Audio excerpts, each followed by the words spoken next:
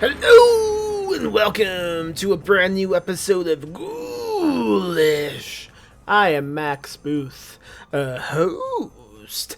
And today on the program, I am talking to Armand Rosamilia.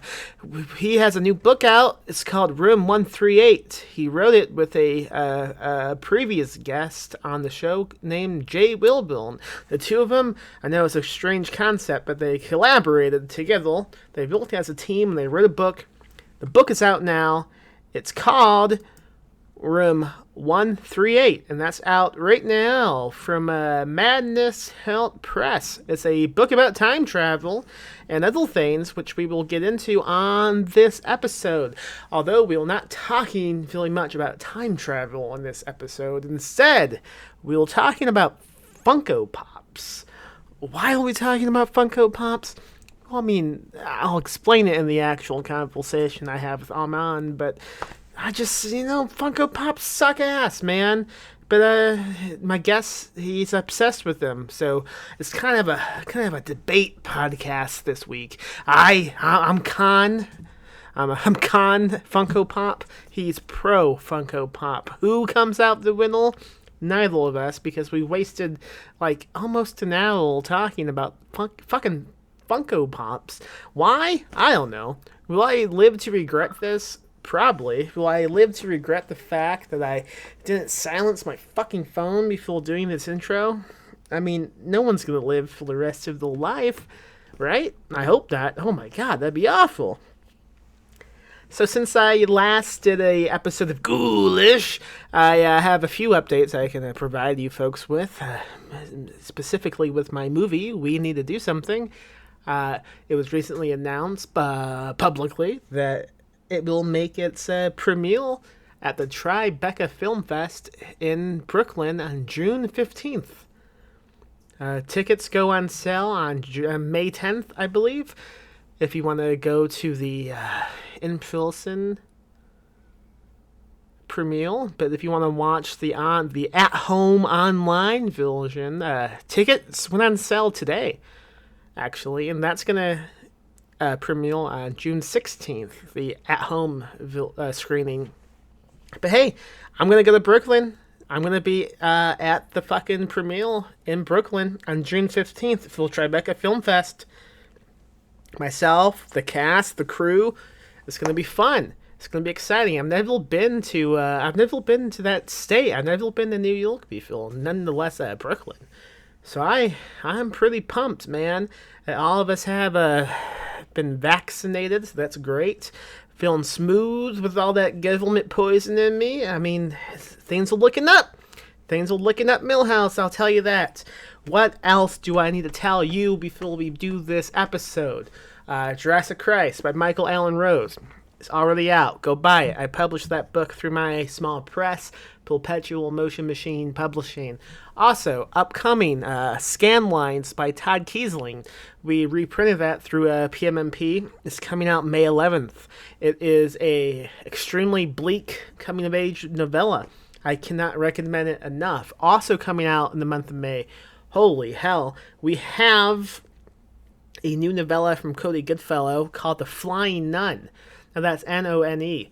It has illustrations from Betty Rocksteady. It's kind of a comedy, fantasy.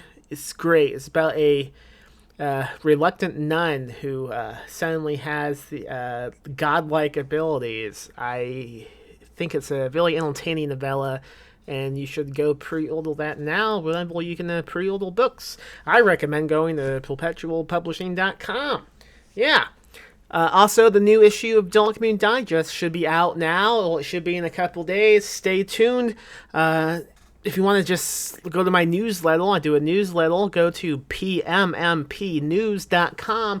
I try to send out something once a week, updating everybody on what's going on. I also have a Patreon. Patreon.com/PMM Publishing. And, that helps me, that helps the publishing company, that helps the folks we publish, because most of the money we get goes directly to paying people to write shit for us. What else? Anything? I don't know. Leave a review for the podcast. That would be cool. I like reviews. I assume reviews, like, they spike the podcast up, so that company, that podcast has a lot of good ratings and reviews. Let's suggest this one to new potential listeners. I assume that's how it works. I don't know. I've never looked deep into iTunes. I'm not an iTunes employee. I don't know the fine details, okay? But what I do know is I have an ego, and this ego loves reading reviews, especially spooky reviews. So go on over to iTunes and search up Ghoulish and leave a spooky review. How about that? Great. Now, let's talk about, this is probably this is the moment where the podcast hits rock bottom, right? Because this is an episode about Funko Pops. Let me remind you, this is a podcast that is supposed to, the intention is to celebrate everything spooky. And yet, for some reason, on this episode, I'm talking about fucking Funko Pops. This is the end, I think. Maybe. Well, maybe it's the beginning. Maybe I'm going to do a Funko Pop podcast, spin-off. I don't see it happening, but hey, maybe. If someone said, hey, I'll pay you $1,000 an episode to do a Funko Pop spin-off podcast, I would say, yeah, okay, I'll do that. Why not? I don't think anyone's going to say that to me, though. I'll update you if it happens. Until then, here's my conversation with Armand Rosamilia about Funko Pops.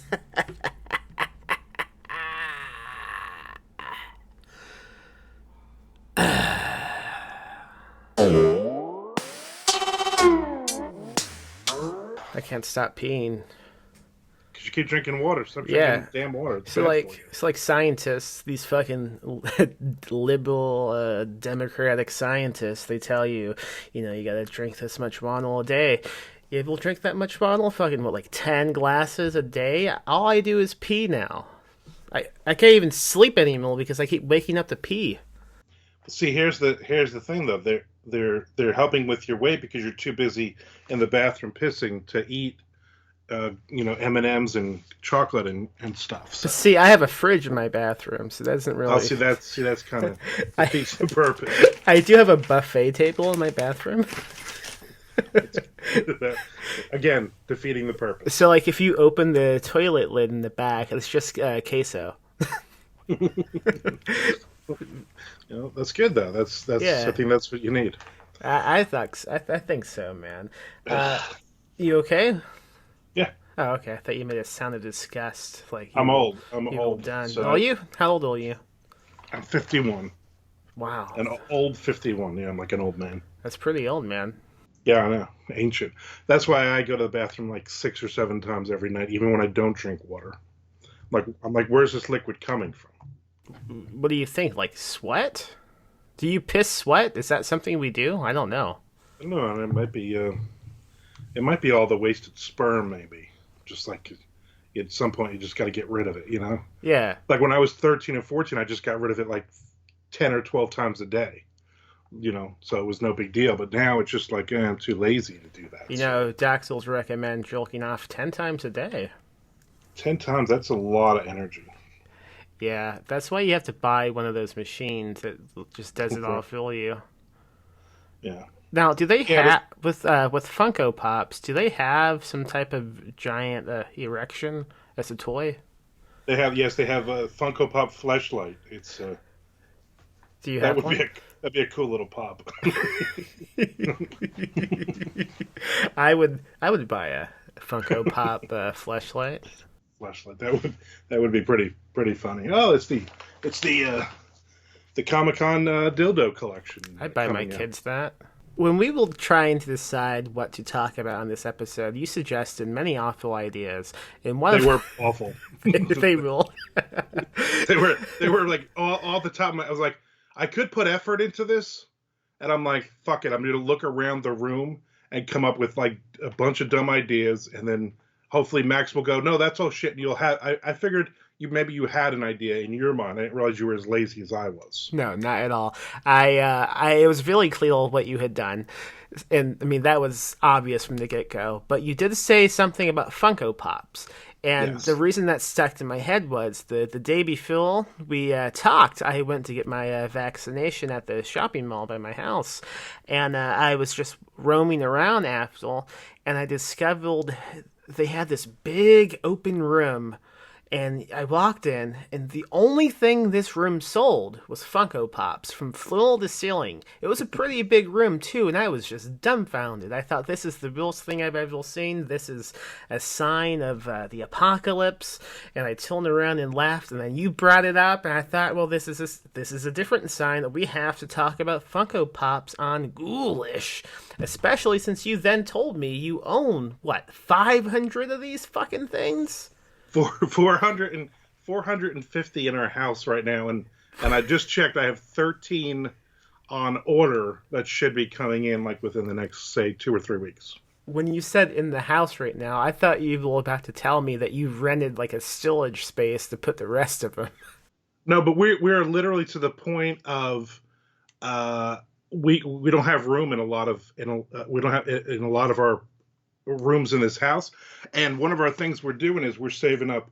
Eventually we're going to buy a big piece of property somewhere, and literally we're going to have like an entire like a huge room just for Funko Pops, because we have so many. So in every room of the house except for the living room, our bedroom, and the bathrooms, but we have 3 extra bedrooms because my kids are all grown and out. All 3 of those rooms are filled with them. And my office, I added 2 more bookshelves to my office, and they're just Funko Pops. And then I'm behind me is like on the wall, like I have like 40 Funko Pops on one wall, which is all my Marvel comic stuff, and it's just Marvel Funko Pops. Now, as you tell me this, is this something you feel like a pride in, or are you ashamed as you tell me this? It started as a pride thing years ago when they first started coming out, and now it's to the point where it's just an obsession, and it's ridiculous. And my wife, the problem is my wife is also as obsessed as I am, so we have themed rooms in our house. So I have a baseball room, and there's like 40 different baseball Funko Pops up on the shelves there. And then she has a Wonder Woman room. And so she has all the Wonder Woman Funko Pops, like all over everything. And then she has a Disney room, which is like all the Mickey, and there's about 4,000 different Mickey Mouse ones.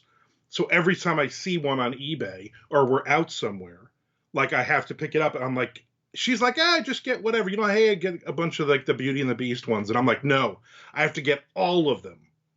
And I literally have an app on my phone, a Funko Pop app, a checklist that I'll be in we'll be in Target. And I'm like, hold on. I think we have that Wyatt Earp.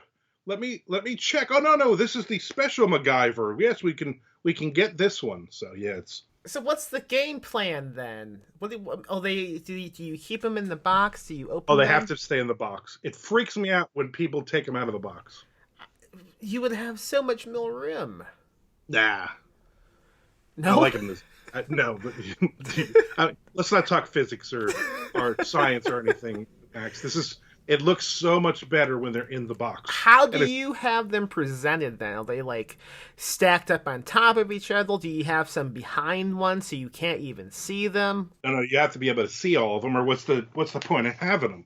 So yeah, they're stacked up. So we have shelves that I did research and bought so that you could put 6 across and 2 high, and then on the outer you can put, so it's like 16 to a shelf, and then there's like 5 shelves on each of those. And then I bought these plexis, and you put 3 of them together on a wall, and that holds 10 across, and then you can stack them like 3 or 4 high Holy shit.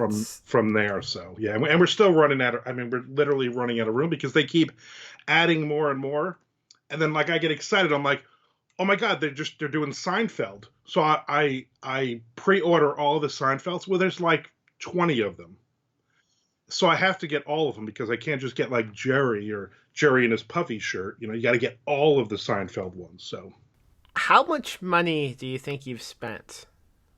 according to the app on my phone, Yeah. I have 445 Funko Pops right now, and it's $8,179. I looked it up before we went on. I'm glad you did. You knew I was going to ask this. I knew you. I knew. You know what? You're such a good journalist. Yeah. I knew you were gonna. I knew that question was coming up. So I mean, what could you have spent with that money? I don't know. Drugs, I guess. I mean, any hobby is going to cost money. So I mean, I don't really think that's such a bad thing. I'm still outraged by it, but I understand it. You said your wife is also on board with these damn things. What about your children? Like, what do they think? Do they just not respect you guys now? I think a lot of other things they didn't respect us for, but this isn't helping.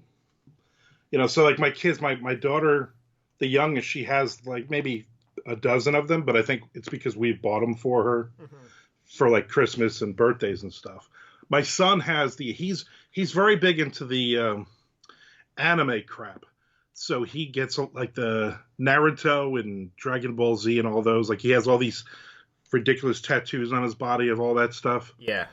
So he gets, his girlfriend gets him a bunch of those, and I've gotten him a few. So, but you just said anime crap, like you don't like it, and I'm not a fan. I'm also not a fan. But see, the thing is, to me, all these Funko Pops, they look like they are like designed by the same guys and ladies who are doing animation.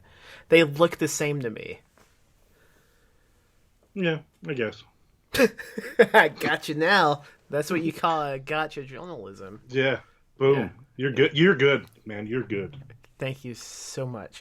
I will tell you my main issue with these is anytime someone talks about them, they call them bobbleheads. Man, these heads don't fucking move. This is a lie. Why are they constantly called that? Has just the alt of little bobbleheads just gone defunct at this point? I don't see anyone selling, like, the old ones, how they used to actually move back and forth. That doesn't seem to happen now. No. Well, they still have bobbleheads. I mean, that's a whole other collection now, Max, if you want to talk about my baseball bobblehead collection. Because I have about 40 of those as well.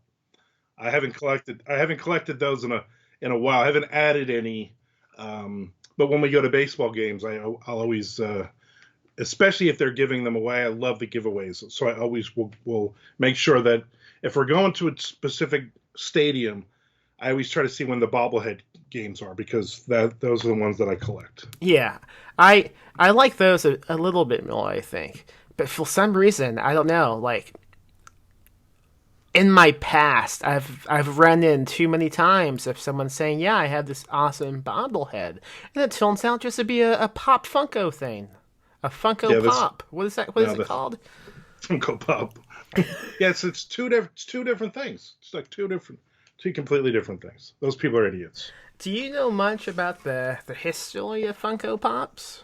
Yeah, there's a really good, I don't know if it's still on, but there's a documentary on like Netflix or Amazon Prime or something, and yeah, so I've watched that, and then there was an episode of Comic Book Men where Kevin Smith and them went to, when they had just opened the store, the big giant store in Everett, Washington.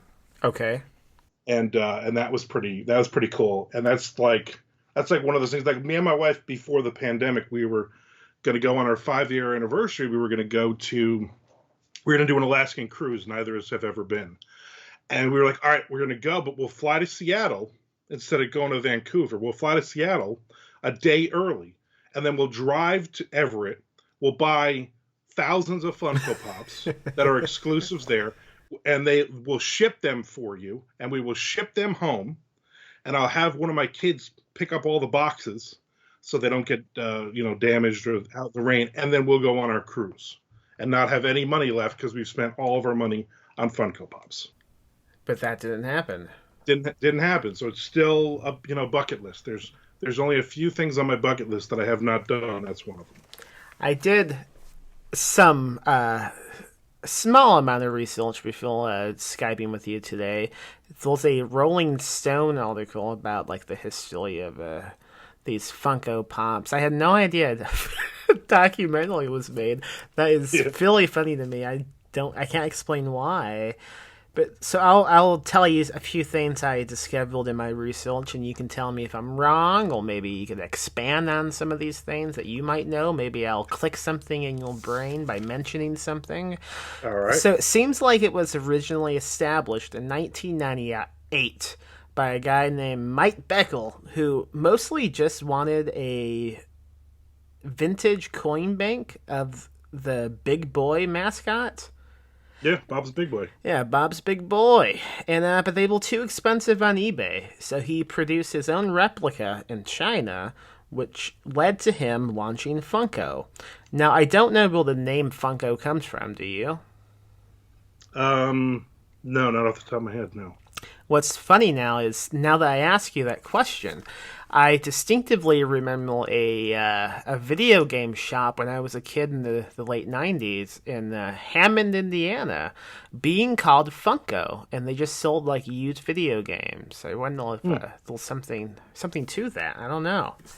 Anyway, he launched the company in his house in Washington. He sold fake bobbleheads, banks, and hand puppets based on these nostalgic properties. And the initial lineup featured Popeye, Dick Tracy, those spooky cereal mascots, and Bob's Big Boy. But at one point, I think it was in like 2005, maybe, he just kind of lost interest. And this guy, Brian Milioti, I don't know if that's how you say his name, he bought the company.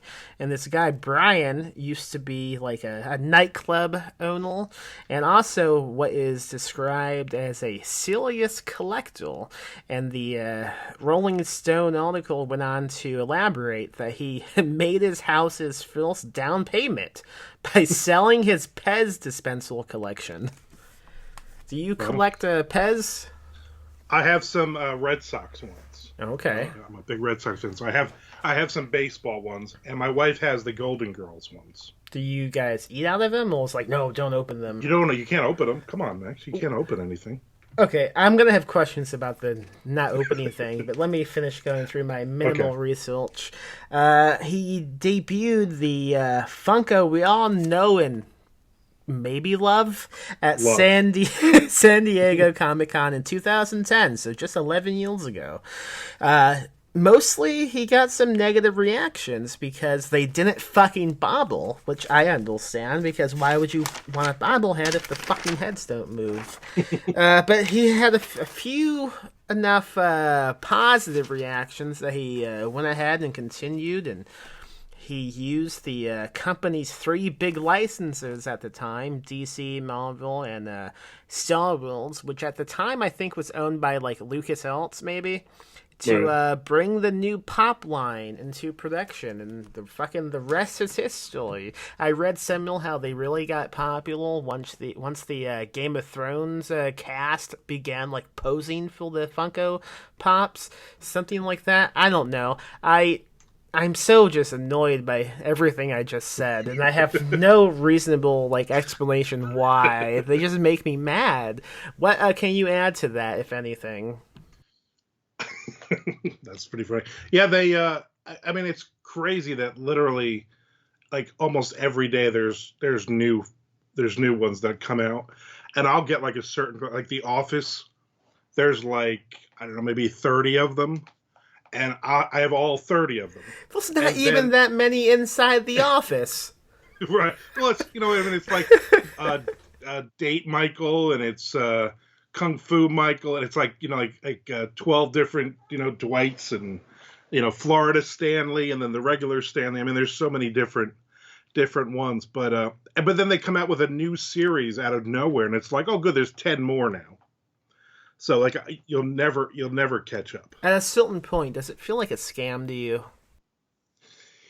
It feels like I've never been on drugs, but I feel like this is drugs, because I literally will spend part of my day every day, instead of writing or promoting my books or doing podcasts or whatever, literally on eBay or the Funko.com or FYE or whatever. I got there's 12 of them. I'm on these private Funko groups on Facebook that people are I'm on there with 15-year-old kids, Yeah. I feel so sleazy, and I'm like, all right, I just need the David Rose from Schitt's Creek, the special one where he's the Amish guy. I'm looking for that one, and then somebody will have it for $13 or something, and then I'll get it, and then I'm like, okay, that is complete now until they come out with another series of them. What is the most you've ever spent on one of these? I have a Ken Griffey Jr. that I spent. My wife's never going to listen to this, which is good. I spent, I think, $275 on. Yeah. But it's worth $1,700 now. It's my most expensive one. Yeah. And my wife bought me the baby metal ones. Okay. Yeah. And which is cool. And they're each worth about $180 a piece now. Wow. That is nothing compared to an article I found about the 10 most expensive Funko Pops and what someone paid for them. So I'm going to tell you some of these. I want you to guess how much some of these will paid for, okay? Because these are ones that will actually sold on eBay, so we have the actual price. So this is the She-Ra, the Masters of the Universe She-Ra. $700 eBay. $700. That's crazy. I wouldn't add that to my collection. That's the least expensive one on this list. Right. Flashpoint Batman. $850. 1,100. 1,100. Jesus. Yeah. It was most of these are limited edition Comic-Con ones that you can only buy. There's got to be San Diego Comic-Con or the Tokyo Comic-Con or whatever. I see a lot of those are crazy prices. Boba Fett's Droids edition, also 1,100. Oh. Reggae Rasta, which seems to be a Bob Marley Funko. 1,500. 1,225 is what somebody paid for this on eBay. Headless Ned Stark from Game of Thrones. That's a funny one. 1,400. Nah, 12,050. No, I apologize. 1,250. I can't talk. A metallic Mickey Mouse. That's got to be 1,400. 15.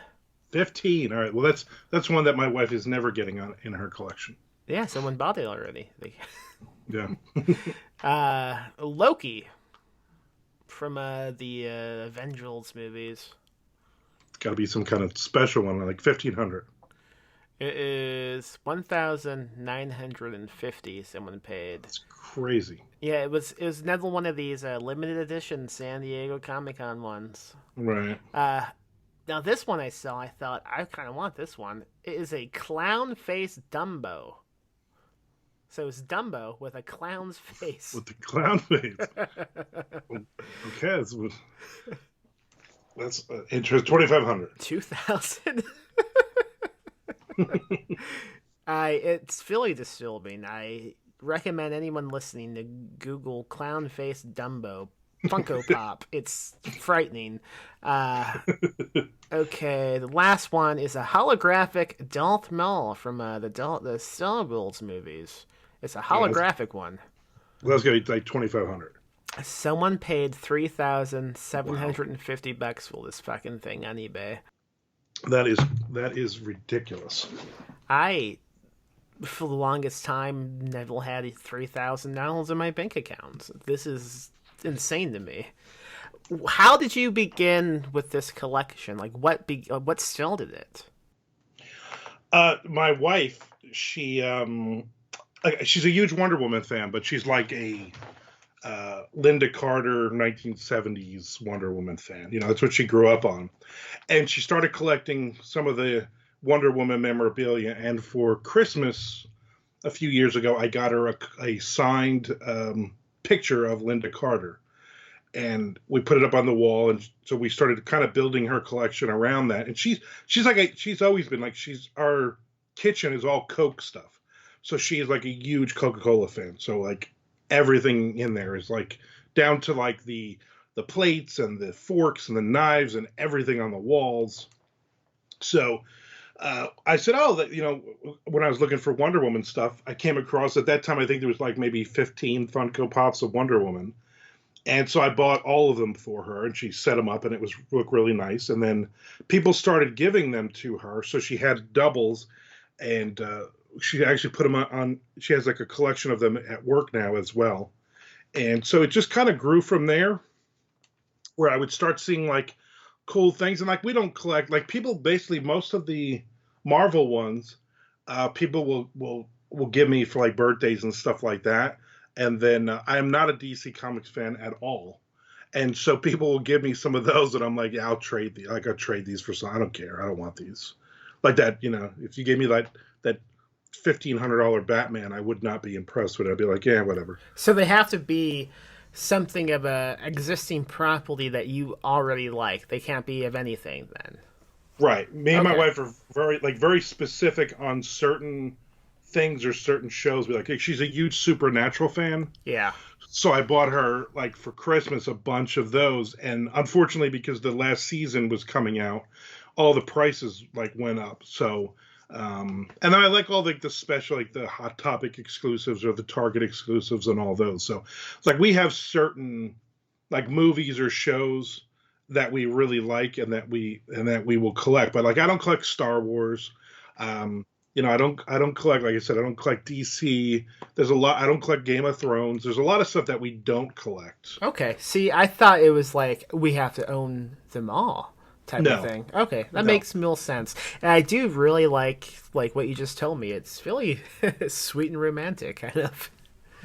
Like, I like how you guys began collecting them. It makes me less angry to think about now. Okay. And my goal for this podcast, because I know you're an angry man, my goal was to make you less angry by the time we get to the end. So I'm happy so far. The most ironic thing is, sitting in front of me is two Funko Pops.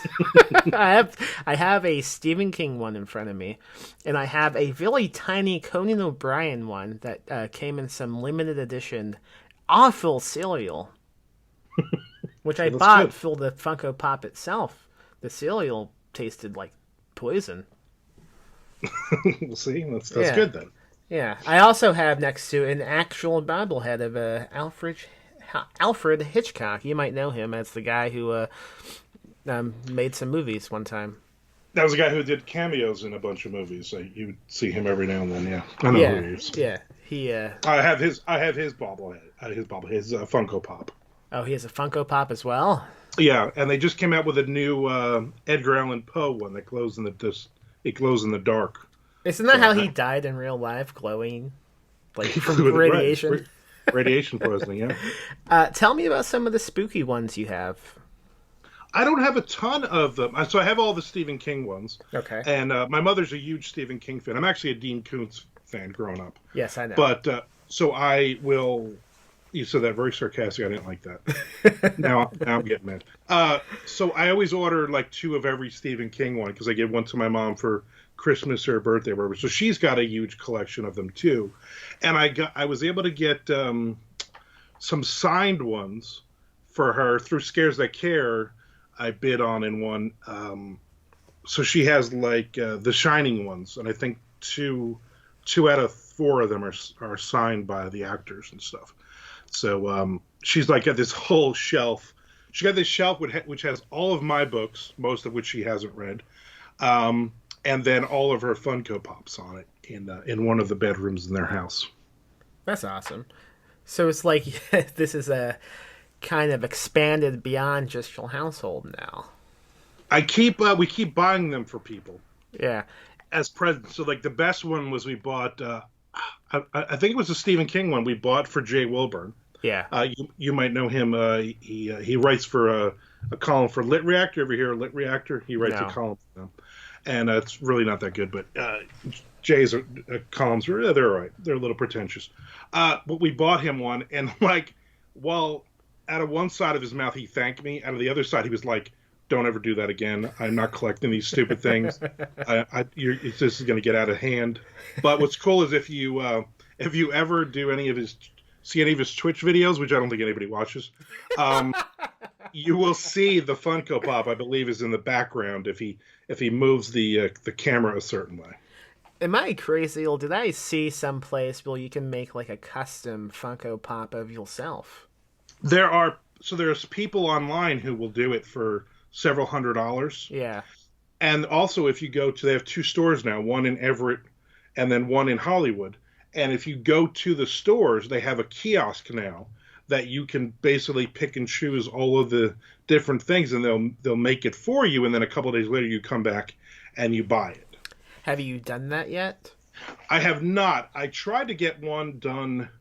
I want to get one for my wife done, but in a Wonder Woman costume. But then the lady kept trying to up the money. He was like, "Oh, it's $100. Oh, it's $200. Oh, it's $300." So I was like, "Forget it." So I never got that. But the problem now is that there are so many custom ones, and they look so friggin' good. So like you don't know if it's really part of the line. Like if you go on Instagram, you can see the custom ones, and they look amazing, but it's like not a real one. It's not really part of an official release or anything. So you could literally get like anything you want. Like I'm like, you know what? I'm gonna do a Max Booth the Third Funko Pop, and it'll look just like Max Booth the Third. I hope you do that. Is Yeah. it why is it important to you that it has to be an official Funko one? Because it would get ridiculous if I wanted to buy every single. So there's like a woman who does like the Conan the Barbarian and the Red Sonja ones, and I have the ones that are official, the ones that are out that I bought from them. But she does like all these different poses and all this different, and I'm like, you could spend hundreds of dollars on each of these, and like it's one of one, unless she doesn't, but it's I don't Okay. know. So it's There's so it's got to like be a a line way some it's a way to limit yourself from spending too much money. right because I've only spent $9,000 so far, so why spend more? That does make sense. Talk to me about keeping them in the box. Why can't you take them out? Because Do I you am plan on selling them again? no, ever since I was a kid, I had this weird like so I would buy comic books when I was a kid. I would buy my Marvel comics, and we didn't have the plastic, we didn't have the backing boards and all that crap in the '70s that I was aware of. But I would always put them in a box. I had a box that fit, and I would always put them in order. I would read them once, and I would put them. And like all my toys, like a lot of my Star Wars toys, like I would buy extra Star Wars toys as a kid, like as a 9, 10 year old. I'd be like, okay, I have one to play with and then one to put away. And I ever since I was little, I would do that. So for me, like I'll give somebody a Funko Pop for like Christmas or whatever. Like we had friends over a couple years ago, and I gave him a Funko Pop, and he immediately started opening it, and I freaked out. Like I scared the shit out of him. Like, what are you doing? Do not open that. And he's like, but I want to look at it. I'm like, you can look at it. It's plastic. You can see right. It's clear. You can see it. And he's like, well, I want to look at the back. I'm like, there's nothing to look at. Just don't work. Just I was like, go home and open that. Yeah. And did they listen? No. So he actually went out, and as they were leaving, he rolled down the window and he opened it up and he took it out and he threw the box on my lawn like a dick. I love it. I love it. Excellent. Going back, you mentioned Jay not that long ago, and it just so happens that you and Jay wrote a book together, and it's coming out soon. I don't know what the publication date is. Tell me. April 15th. Okay, so yeah, about the time that this episode goes live, the book should be coming out. Tell me about this book. It's called Room 138. It is. This is actually the fourth book that Jay and I have written together. That's too many books. Yeah, and unless I can start making some actual money writing books, I'll probably just keep writing books with him and hope one of them actually hits. It's a time travel book. It was my idea. We kind of go back and forth with ideas. Okay, it's your turn to pitch, and we'll pitch a couple ideas. And I pitched this one. Actually, we were at the Scares telethon that Brian Keene had done, the live one he had done in, I think that was the Maryland one or the somewhere, wherever it was. It might have been in Pennsylvania. And we had been up all night with the telethon, and he was like, all right, your turn to pitch. And I pitched him a couple ideas, and he liked this one. And it's just literally like a what if, hey, what if some guy was time traveling and he had no idea why, and he had to find clues to get to hotels, and it was always room 138 is the only room he could basically what we call porting to another day, but another time also. So he could be in 1995 today, and then he's in 1872 when he ports, or he's in 2025 or something. So. Right. So he's using this specific room to go to different times. It's always right, but it's different. It's a different room and could be anywhere in the country. So today he could be in Dallas, and then he finds clues that 2 weeks from now he has to be in Chicago at a certain hotel that has a room 138, so he can port out of that one. That's disappointing to me because the hotel I used to be employed at did not have such a room. It ended at 117. Yeah, see, we'd not have been able to use that hotel. Yeah. That was a lot of fun, going through and figuring out hotels. It was anywhere within, like, say, the last few years. Did you use actual, like, hotels? Whenever possible, we did. Whenever possible, we used actual hotels, and then I don't know what Jay's lazy, he probably didn't, but I did. And I would Google them, and I would look and make sure they had, I would literally like make pretend like I was going to check in and ask questions and stuff like, hey, and see if room 138 was available. And sometimes they would say there is no room 138, and sometimes they would say it is or it isn't available, and then I would just basically waste the guy's time and then and write it in the book. What an ass! yeah, it's a real douche move. I think I only did that like maybe 8 or 9 times, so no more than that. Only 8 or 9 times, great. Yeah, maybe 10. I don't know. That reminds me of one time I was working a night shift. It was like 2 a.m. And this guy came in saying that he was supposed to do some construction on like the 7th floor of the hotel, and it wasn't that tall of a hotel. It was only 5 stories long, and we didn't have that, and also we just didn't have any construction going on. But he kept like insisting, and finally cops had to get involved. It was this big mess. He ended up just being like on meth at the time, and he just wanted like to break into some shit, which I don't know, such an odd like lie to tell me when I would obviously know. And he could have just went up and went into the elevator and went up. I wouldn't have stopped him. Why would I? Or said like the 2nd floor. There's at least 2 floors on this hotel. Just say, I'm going to my room. See ya. I would have been, okay, bye. Instead, he comes up to the front desk like, excuse me, but I have been hired to do some construction on this floor. It's only 2 a.m. Yeah. The 2 a.m. crew's here. Yeah. For the 7th floor. Oh, good. Yeah, go right up. What little hotel research did you do? I'm a little offended, like, hearing about this now that I wasn't contacted at all. No, we didn't. We purposely did not want to contact you for this. We didn't want it to be too authentic, and then people would start thinking, oh, you got Max involved, so this is probably a true story. This is probably nonfiction, and then how do you promote that, So that's why we didn't. By just doing a podcast, I guess, about Funko Pops. What do Funko Pops have to do with this book, by the way? Absolutely nothing, which is great. But it's 2 of my passions: writing and Funko Pops. Have you written about Funko Pops? Yeah, I actually mentioned Funko Pops, and I think Dirty Deeds 9, which is coming out in June. I actually and the person in that basically has the same disgust as you do. for Funko Pops, but he's also very intrigued by how is this a thing, and how are people putting, how are people buying these things, and then how are they becoming like expensive? Like it doesn't make any sense to him. So is the Funko Pop like a main ingredient of the plot, or is it something more like a reference on the side? It was like a throw in, it was like a pop culture reference. I mentioned a lot of things in my books like as I'm going. Like a lot of people say, stop writing on an empty stomach because I have a ton of comments about food all the time. Yeah, that checks because like anytime in one of my books, if someone's eating like Chinese food, you can bet that day I ate some Chinese food. We had me and Jay Wilburn, he's the guy who does the lit reactor things.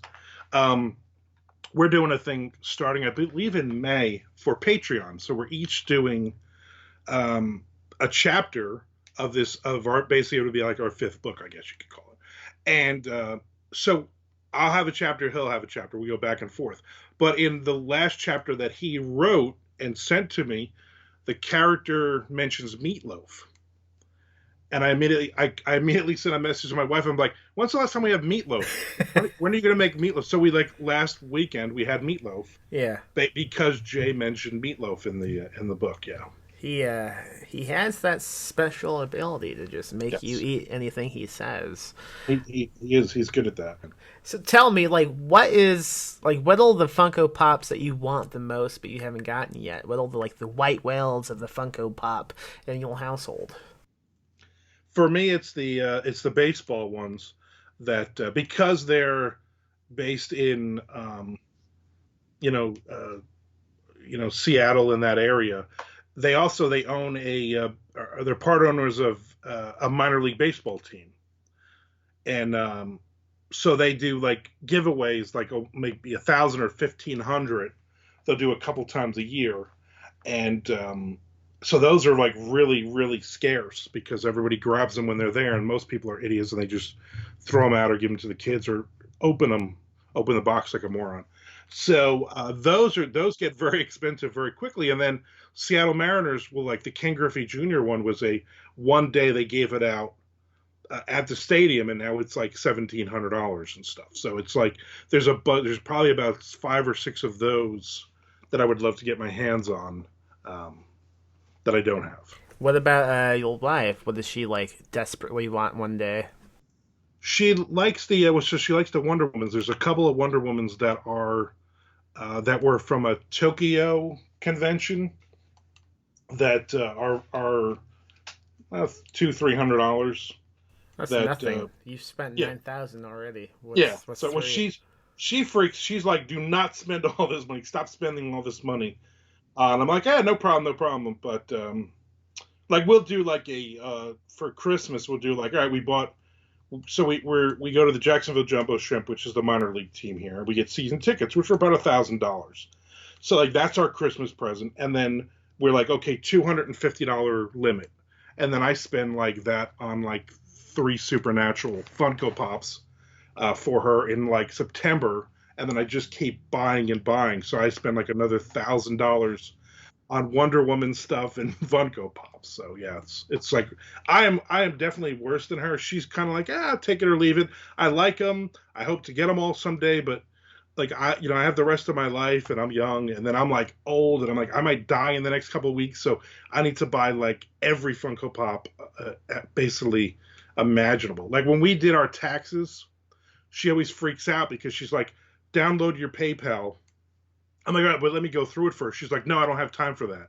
So she like goes in and she's like, holy crap, the amount of money you've spent on baseball cards, because I also collect a lot of baseball cards, Funko Pops, and alcohol. And she's like, you don't even really drink that much. But I'm like, well, I like cool bottles of bourbon, and so I buy stuff. Yeah. Well, now you've talked about Funko Pops on a podcast promoting a book you wrote. Can you now write off these Funko Pops as a book thing? You know what? We're gonna try it next year. Fuck yeah, man. We're gonna give that a shot. Exactly. Hey, I've written Pappy Van Winkle in my books, in several of my books, so I could write that bottle off. I spent like $3,000 on a bottle of alcohol. That's insane, man. A bucket. It was a bucket. It was a bucket list, and I had a really nice year in 2020 in sales. I signed a big contract, and I said to my wife, if I make, uh, I said if I make $20,000 more this year than I did last year, I said I want to buy a bottle. It's like $2,700 or more, like up to like $3,000 for a 15-year Pappy Van Winkle. It's like supposedly the best bourbon. You can't find them. But I said that to her knowing that I just signed a contract that was worth way more than $20,000. I kind of tricked her, and she surprised me for Christmas, and she bought me a bottle. What fucking contract with this? Uh, so I do. I'm writing a trilogy with Mark Tufo, the United States of Apocalypse, and we got a contract for book 2 and book 3, which will be coming out. Book 2 comes out May 25th, and then book 3 comes out probably by the end of the year. But we signed an audio deal, which is some really good advance on that. Oh my god, I need to talk to you more often. I need to get some secrets that you have. Yeah, so we did that. So I bought a bottle, and then promptly got COVID, and I couldn't taste or smell anything. So then it sat on my counter for like a month before I could open it and actually taste it, which sucked. Which was probably the most extreme reaction anyone had to COVID. Probably not being able to drink expensive alcohol. Yeah, and that's and that's why people who go, "Oh, this COVID is no big deal. It's just like the flu. You get sick." No, I could not drink my $3,000 bottle of bourbon because of it. So that's a tragedy, right? Let's have a moment of silence.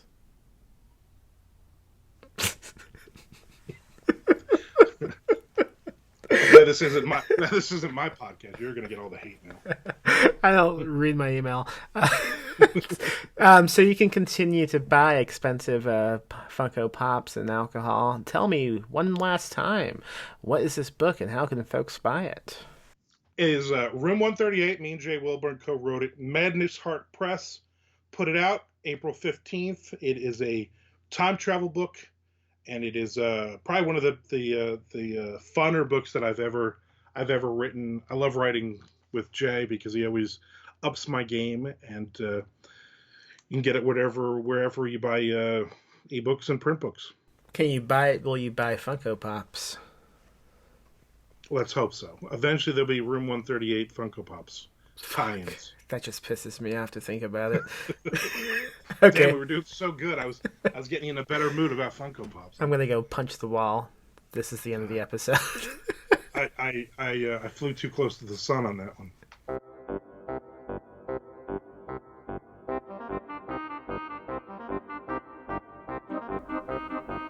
And that was Armand Rosamilia talking about Funko Pops. Did we change your mind about what you think of Funko Pops? Do you now hate them like I do? I hope so, because they suck. And if you like them, you should be ashamed of yourself. Go buy his new book, Room 138, with Jay Wilburn as a guy who also wrote that book. Support us on Patreon at patreon.com/PMM Publishing. And I don't know, go buy some books. Go buy Touch the Night. Go buy We Need to Do Something. Go buy Moby Dick. Do what you want to do. Read some books. Read some spooky books. Listen to podcasts. Leave a review. Live spooky. Die spooky.